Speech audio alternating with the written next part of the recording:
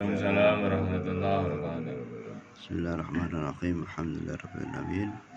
Allahumma shalli wa sallim ala sayyidina Muhammad wa ala alihi wa sahbihi wa barik wa sallim ajma'in. Para jemaah yang dalam hati Allah,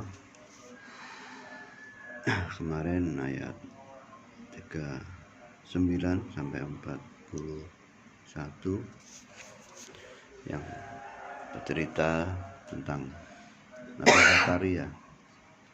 Bagaimana Nabi Zakaria mengharapkan seorang anak yang tidak punya anak sudah lama, sampai sudah beruban, sudah tua, dan istrinya divonis tidak bisa mengandung. Namun dengan doa yang tidak putus, akhirnya Allah memberikan putra, yaitu Yahya, Nabi Yahya. Lanjut 42. A'udzu billahi minasy syaithanir rajim. Bismillahirrahmanirrahim. Wa in qalatil malaikatu ya Maryam innallaha astafaki wa tahharaki wastafaki ala nisa'il alamin. Ya Maryam qunuti لربك واسجدي واركعي مع الراكعين ذلك من أنباء الغيب نوحيه إليك وما كنت لديهم إذ يلقون أقلامهم أيهم يكفل مريم وما كنت لديهم إذ يختصمون إذ قالت الملائكة يا مريم إن الله يبشرك بكلمة منه اسمه المسيح عيسى بن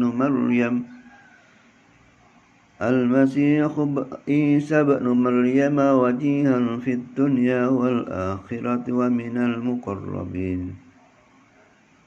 ويكلم الناس في المهد وكهلا ومن الصالحين قالت رب أنى يكون لي ولد ولم يمسسني بشر قال كذلك الله يخلق ما يشاء إذا قضى أمرا فإنما يقول له كن فيكون.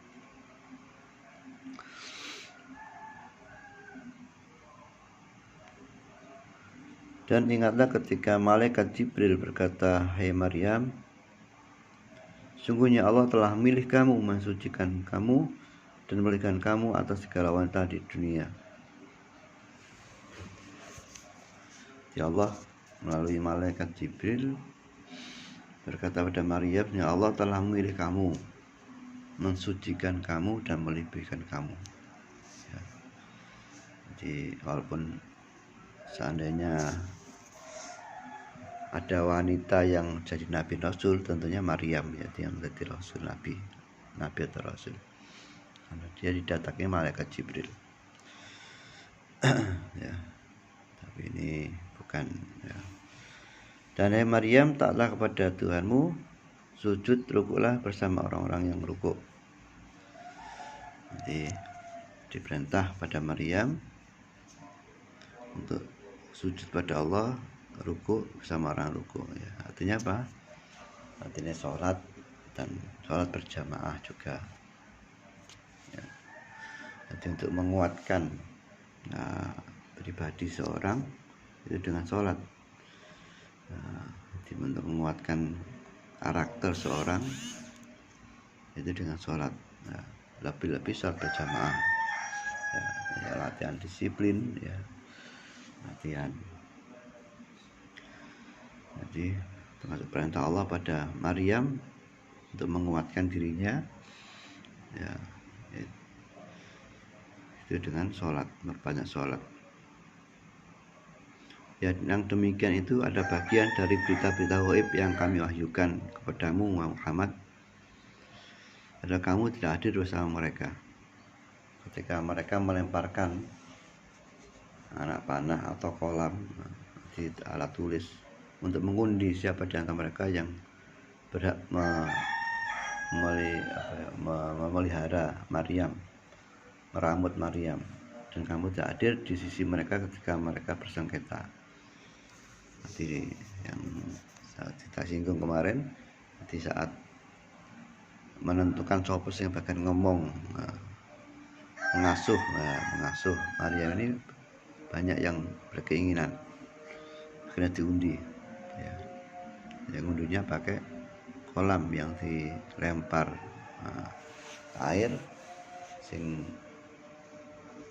kelem, atau yang ngambang, yang jadi pemenangnya. Akhirnya Zakaria yang berhak.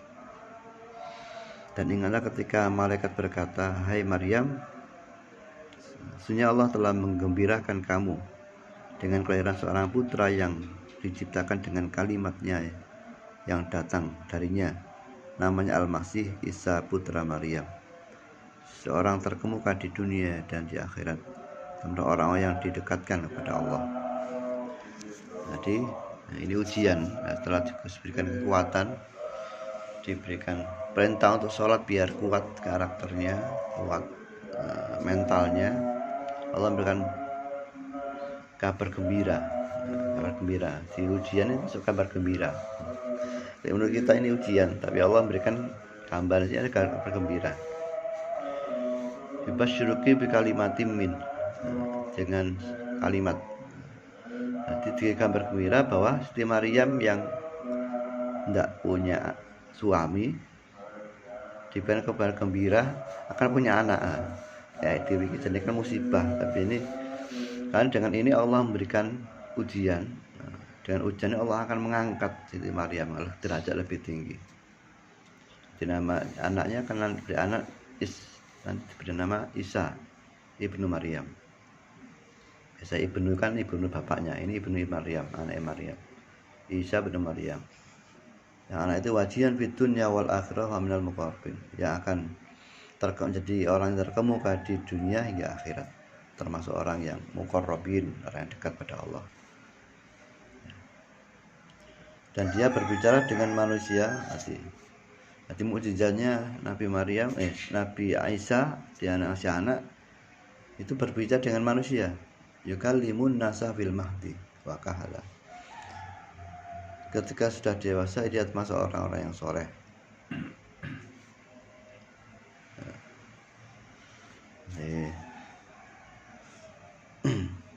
Ayat 47, Maryam berkata, "Ya Tuhanku, betapakah mungkin aku mempunyai anak, padahal aku belum pernah disentuh oleh laki-laki pun." Allah berfirman dengan perantara Jibril, "Demikianlah Allah menciptakan apa yang dikehendakinya. Apabila Allah berkehendak menetapkan sesuatu, maka Allah hanya cukup berkata, kun fayakun." Dan Siti Maryam tanya, "Ya Allah, bagaimana saya punya anak? Saya nggak ada suami, nggak ada orang yang menyentuhku, laki yang menyentuhku." Ya itulah, kalau Allah berkehendak maka kun fayakun. Jadi jamaah ini ya benar-benar ya. Jadi akhirnya Siti Maryam punya anak yang dari kalimat Allah kun fayakun tadi. Mungkin ya benar ya. Nah, karena bukan etok-etok. Jadi dengan mukjizat Allah Subhanahu wa taala dan kemuliaan Allah, kekuasaan Allah, di sini Allah memberikan gambaran. Jadi Allah bisa memberikan keturunan ya. Kalau ada yang nabi yang nggak punya ayah dan ibu, nah itu Nabi Adam. Ini ada nabi yang nggak punya ayah, yaitu Nabi Isa. Jadi Allah sanggup menciptakan. Allah juga sanggup ya tadi seperti Nabi Zakaria yang dalam kondisi sudah tua, istri mandul pun Allah bisa memberikan turunan. Ya. Jadi kita ambil yang kedua ini ujian ya, ujian. Jadi jangan sangka kita yang kita jadi orang apik terus kawan ujian ya. tidak itu. Terus ujian itu kalau Allah ingin mendekatkan kita mendekatkan diri kita pada Allah, maka diberikan ujian. Siti Maryam yang biasa ndok masjid, mushola, njogo salate, selantai ibadah, ya diuji oleh Allah. Ya, dipilih Gusti Allah dengan ujian ini. Ya. Jadi jadi kita jangan anti ujian ya, sehingga urip mesti ujiane. Siapapun kita. Namun seberat-beratnya ujian adalah ujian para nabi dan rasul. Ya. Ujiannya manusia yang paling berat ya ujiannya Nabi kita Nabi Muhammad SAW. Ya, nabi dan rasul, apalagi nabi ya rasul yang terbaik, yang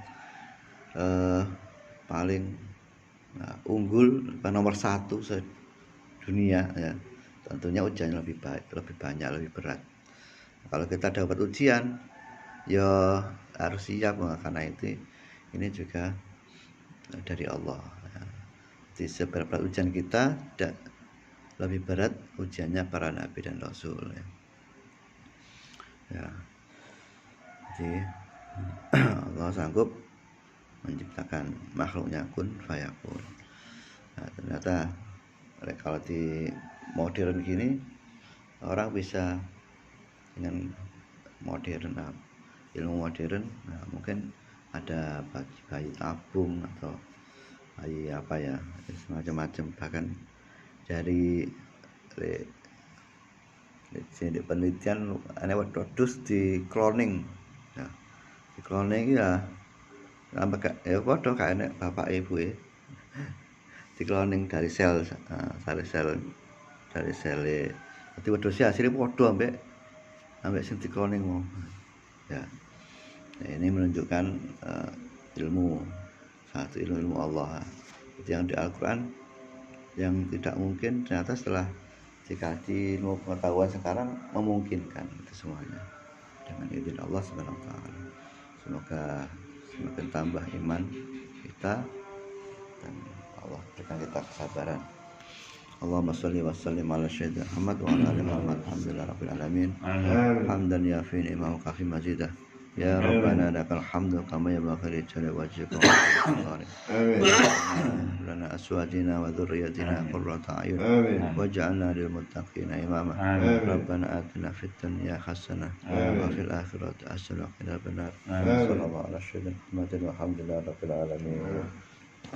Allahumma salli ala Muhammad ya Rabbi salli ala